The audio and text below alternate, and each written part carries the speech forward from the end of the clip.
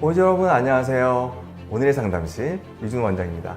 오늘은 Q&A 두 번째 시간입니다. 저번 시간에 이어서 우리 총괄 실장님 계속 질문 주시죠. 네, 알겠습니다. 자, 원장님도 알고 계시겠지만 10분 상담하실 때 8분이 질문을 하시는 거예요. 뭘까요?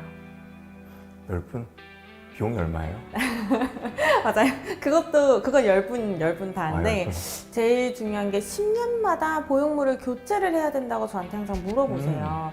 원장님의 생각은 어떠실까요? 저는 우리가 가슴 성형 수술했을 때 10년 이후에 보형물을 빼야 된다라고 이야기를 저는 간혹 듣는데, 사실 이러한 이야기는 이제 미국 FDA의 승인을 받기 위한 10년치의 임상 데이터를 등록해야 되는 그 과정 때문에 이야기가 나오는 건데요.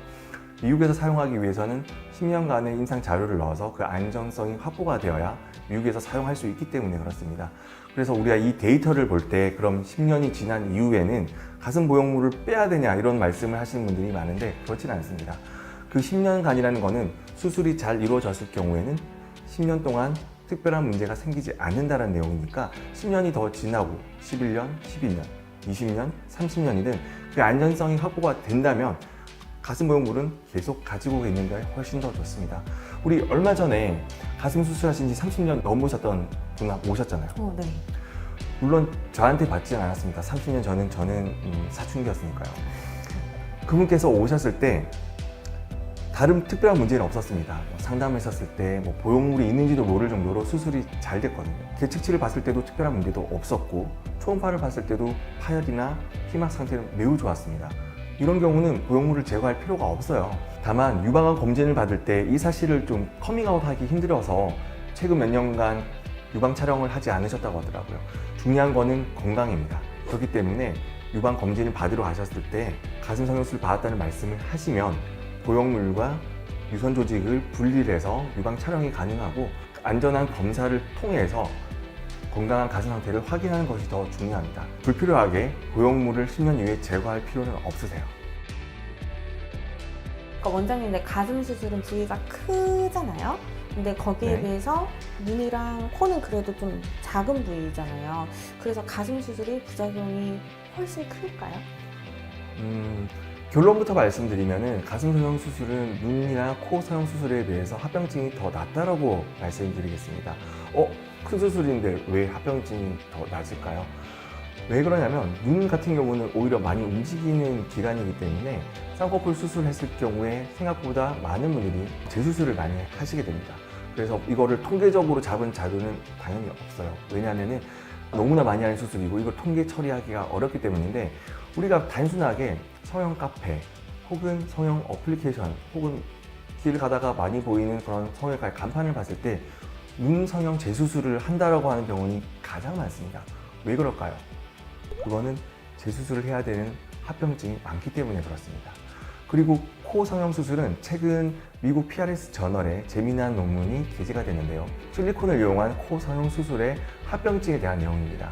수술자마다 편차는 있겠지만 실리콘을 이용한 코 성형 수술에서 합병증은 4에서 36%가 됩니다. 생각보다 빈도가 높죠.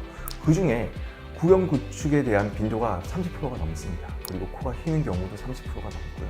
이런 복합적인 문제들이 코 성형 수술에도 많이 나타난다라고 생각을 할 수 있고, 가슴 성형 수술 같은 경우는 합병증으로 인한 재수술률이 저희가 어림짐작하거나 그런 데이터를 봤을 때 통상적으로 5에서 20%라고 이야기를 하고 있습니다. 그렇다면 단순한 산술 평균을 보더라도 코 성형 수술보다는 오히려 합병증 빈도가 더 낮은 수술이라고 할 수 있겠죠. 단순히 합병증이 성형 수술을 해야 되는 판단이라면 가슴 성형 수술은 코나 눈보다 합병증이 낮은 수술이라고 할 수 있습니다. 그럼 원장님, 이게 가슴 수술이 이용 성형이잖아요. 네. 약간 본인 의지랑 상관없이 약간 남 좋으라고, 상대 이성이 좋으라고 하는 분들도 있는데 어떻게 생각하세요? 저한테 상담 오시는 분 중에서 간혹 요거를 말씀하시는 분이 있어요. 그래서 결혼하신 분들은 남편이랑 같이 오시라고 말씀드리는 경우도 많은데, 결론부터 말씀드리면 남들 좋으라고 가슴 성형 수술을 하신다고 하면 전 추천드리지 않습니다. 그런 경우는 하지 않는 게 더 좋습니다. 가장 중요한 거는 가슴 성형 수술을 받고 싶다라고 하는 오주님들의 동기가 있어야지 수술 결과에 대해서 더욱 만족하실 수 있기 때문이죠. 가슴 성형 수술은 아까 우리 실장님께서 말씀하신 대로 수술 부위가 크기 때문에 회복하는 과정도 시간이 좀 더 많이 걸리고 답답함과 그런 불편함이 큰 수술입니다. 그러한 불편함을 내가 감수하고 내가 얻을 수 있는 이점이 많아야지 선택할 수 있는 수술이죠. 합병증이 방금 낮다라고 하지만 수술 후의 불편함은 다른 어떤 수술보다는 조금 더 높다라고 할 수 있기 때문에 단순히 남 좋기 위해서 내가 남의 시선이 의식돼서 가슴 성형 수술 하신다면 저는 단연컨대 하지 않기를 바랍니다. 원장님 상담하실 때 커뮤니티에서 보시고 좀 말씀을 하시는 것 같은데 생각보다 가슴 수술한 가슴을 만졌을 때 남성분들이 생각보다 좀 차갑고 말랑하지 않다라고 얘기를 한대요. 그래서 이걸로 걱정을 하시거든요. 네. 예전에 수술하셨던 분들 같은 경우 이런 경우가 종종 있을 수 있습니다. 그런 실리콘 보형물의 젤의 그런 특징이 온도 변화에 좀 무디기 때문에 그런데 최근에 나온 보형물은 완벽하지는 않지만 그런 차가움에 대해서는 이전보다는 사실 더 개선되었다고 보는 게 사실이고요. 촉감이 별로라고 이야기하는 거는 텍스처드 보형물을 사용했을 경우는 일단 딱딱합니다. 구형 구축이 없다고 하더라도 딱딱하고요. 그게 아닌 스무스 보형물을 사용했을 때 촉감이 이질감이 있다는 거는 구형 구축을 의심을 하셔야 됩니다. 현재 사용되는 그런 5세대 보형물 같은 경우는 촉감 상태나 그런 물성학적 특징 때문에 온도의 차이에 의해서 차가워지는 거는 이전보다는 상당히 개선된 거는 사실입니다. 다만 앞으로 더 좋은 보형물이 나온다면 이러한 문제들도 해결이 되겠죠. 그리고 가장 중요한 거는 보형물마다 촉감의 차이가 있듯이 내과 수술을 받은 이후에 가슴의 촉감이 수술 전후에 차이가 나지 않으려면 나랑 더 맞는 촉감의 보형물을 선택하는 게 좋다라고 볼 수 있어요. 내 가슴이 딱딱하다면 좀 더 물성이 탄탄한 보형물을 쓰는 게 좋을 거고요.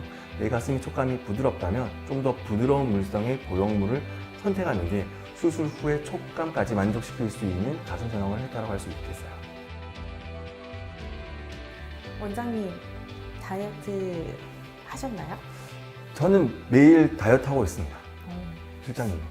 저는 365일이긴 한데 변화는 없는 것 같긴 해요.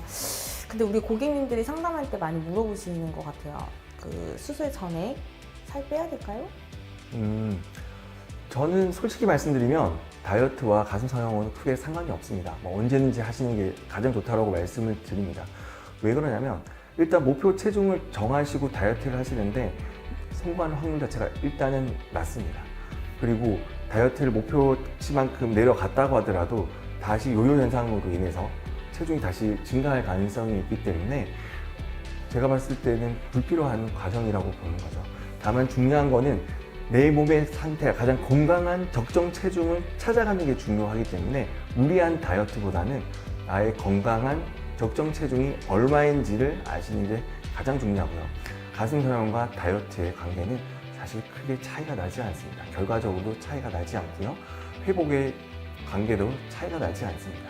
그래서 마음 먹으셨을 때 언제든지 가슴 성형 수술하시는 게 더 도움이 되세요. 우리가 11가지 질문에 대해서 이야기를 해봤는데요. 생각보다 오진님께서 가슴 성형에 대해서 공포도 많으시고 걱정되는 부분도 참 많다라고 생각합니다. 우리 실장님은 어떠신 것 같으세요? 오늘 사실 우리 고객님들이 저한테 많이 물어보시는 질문 중에서 일부만 가지고 왔거든요. 근데 더 많아요. 그래서 제가 앞으로는 이렇게 영상을 통해서 우리 원장님께 질문을 하고 고민을 조금 해결해 드릴 수 있도록 도움을 드리겠습니다. 그리고 우리가 처음이다 보니까 좀 많이 어색한 것 같은데요. 계속 하다 보면은 좀 더 편하게 전달 드릴 수 있을 것 같습니다. 네. 오늘도 가슴 편한 하루 되세요. 지금 보신 영상이 도움이 되셨으면 좋아요, 구독 부탁드립니다. 감사합니다.